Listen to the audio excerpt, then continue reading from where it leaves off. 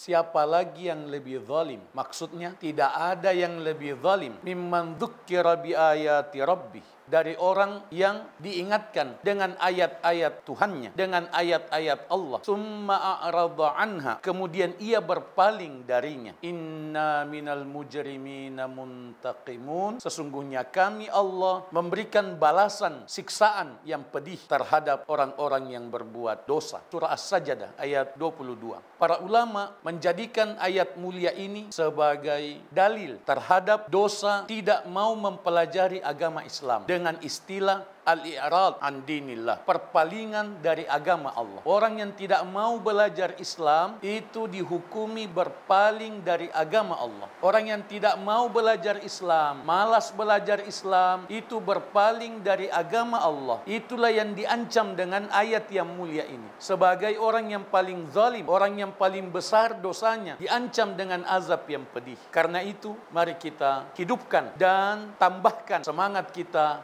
belajar Islam.